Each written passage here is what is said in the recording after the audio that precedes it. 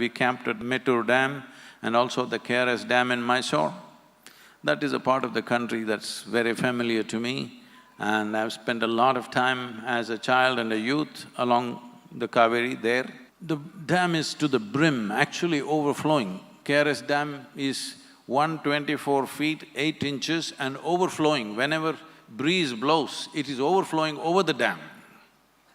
1 lakh cusecs were being let out, initially 3 lakh cusecs and then 1 lakh cusecs were being let out on a daily basis, but in spite of that it was overflowing. So was Mettur Dam, 120 feet full. So I asked the local guy who was living there next to the dam, I asked him, how many days did it fill up? He said, 4 days. I said, this is not good. If it rains heavily in Coorg, it would always take anywhere between 20 to 30 days to fill up. That's a good thing. But now it's filling up in 4 days, so for the first time, in 50 years, for the first time I'm seeing that the KRS Dam is brown in color, full but brown in color. This means the soil of the mountains is coming to Mysore city, which is not a good thing. Kaveri should come walking, but she is running, this is the problem. We need to understand, the same amount of rain is coming in the last 100 years, the average is same. Our only problem is we are not able to sequester the water that comes down in the form of rain, we are not able to put it into the soil, mainly because there is no organic content and there's not enough trees and vegetation. If we plant these 242 crore trees, we can sequester anywhere between 9 to 12 trillion liters of water. To give you a perspective of what is 12 trillion, the entire flow of Kaveri right now is 21.2 trillion liters. So 12 trillion liters extra if it goes into the land, the rivers, all the 120 rivers will flow, your lakes will be full, your wells will be full, above all, soil will be damp most of the year, and that is what is needed. For the state and the nation, if you want a solution, the maximum landowner on the planet is the farmer still. It is he who has to go for it. Why will he go for it? You want him to save the world? You want him to save Kaveri? You want him to save the nation? No. He is right now struggling for his livelihood. Now the only way it will work is that it must be an economic plan for him.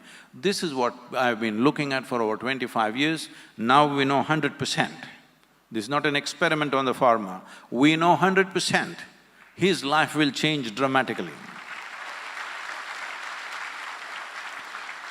Right now, if you ask any farmer, you can do a survey and see if you want, not even 2% of the farmers want their children to become farmers. So in another 25 years when this generation passes, how do you think you're going to grow food? The most significant achievement in the country is, without any technology, without any modern science, just with traditional wisdom, our farmer is growing food for 1.4 billion people. This is not a small thing. This is the greatest achievement for this nation. But unfortunately, their condition right now is very, very bad. Everybody knows about the suicides and the stuff. This is a game changer for the farmer, for the soil and water, and for everybody. If 33% of farmers or 33% of the land goes into agroforestry, we have calculated by 8th year, the government will be earning 29,000 crores of GST.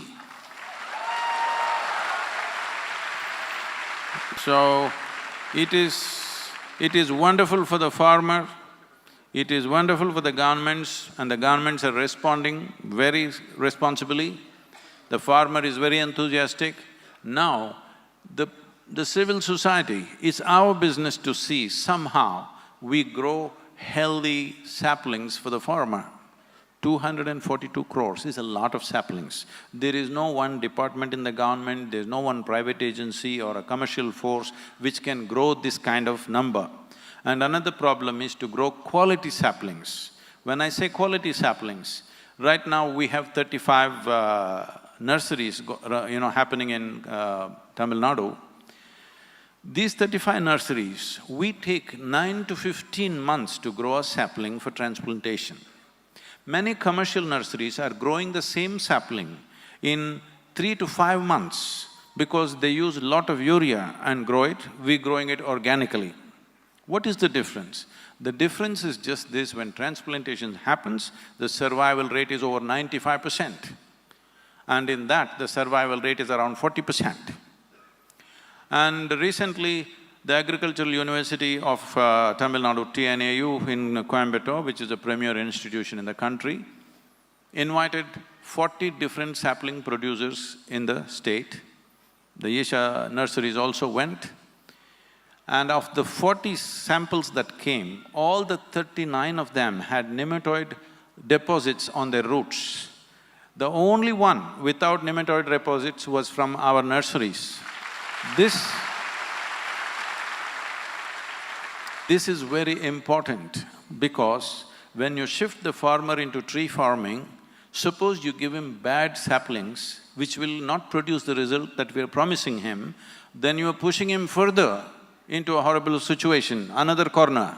So this is extremely important. This is why this 42 rupee campaign is going on. This will need a minimum of 12-year commitment. Are you with me? Nadi Rashtrasya